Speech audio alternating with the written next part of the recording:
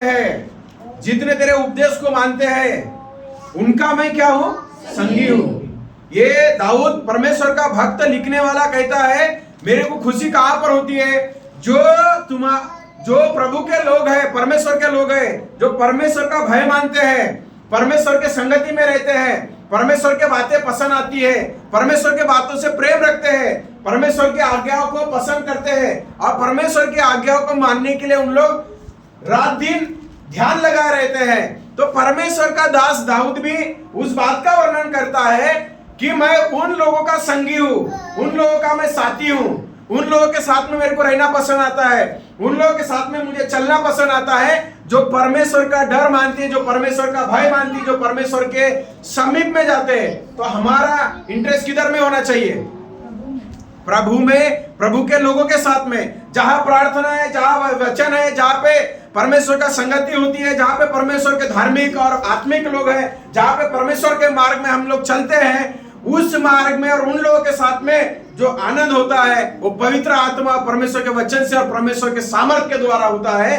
लेकिन संसार का जो संगति होता है वो मनुष्य के लिए हत्या और मनुष्य के लिए श्राप और मनुष्य के लिए पाप और मनुष्य के लिए अनंत जीवन की जो आशा है उसको हटाने वाले संसार की बातें होती है।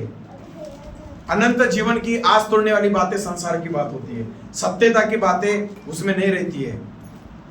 और वचन में, भजन संहिता में कहता है, क्या ही धन्य है वह जो पापियों के मार्ग में नहीं चलता।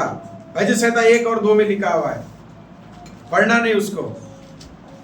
तो प्रभु ने हमें जो जो बातें बताया, जो जो बातें प्रभु ने हमें सिखाया, वो बातें हमारे लाभ के लिए प्रभु ने रखा है, वो बातों में हमको चलने के लिए प्रभु ने रखा है, वो बातों में हमको बने रहने के लिए प्रभु ने रखा है। इसलिए प्रभु का वचन कहता है कि संसार के बातों से हम लोग बाहर निकल के हम प्रभु के बातों में चलते जाए।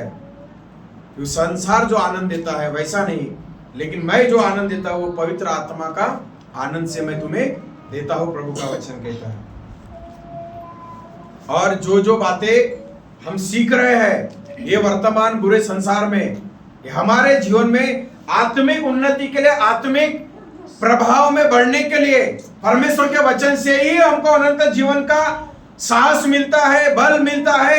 अनंत जीवन की बातें प्रभु के पास में है। पत्रस एक बार कहता है, हे प्रभु मैं जाऊं तो कहां जाऊं आपको छोड़ के? अनंत जीवन की बातें तो आपके पास में। आप भवन में आएंगे तो अनंत जीवन की बातें प्रभु के पास में मिलेगी।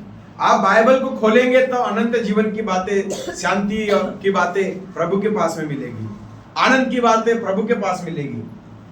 हालेलुया। तो इसीलिए हमको संसार के बातें जितने हमारे लिए रुकावट है उसको छोड़ने के लिए कोशिश करें और प्रभु के बातों को पकड़ के चले, ताकि हमारे लिए प्रभु अनंत जीवन का एक दिन वारिस बनाकर अपने साथ में रखें। हालेलुया। प्रभु हमको इस वचन से आशीष करे। अपने आप